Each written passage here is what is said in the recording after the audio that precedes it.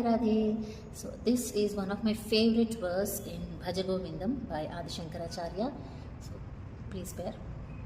Balastava क्रीडासक्तः तरुणास्तावा तरुणीसक्तः वृद्धास्तावा चिन्तासक्तः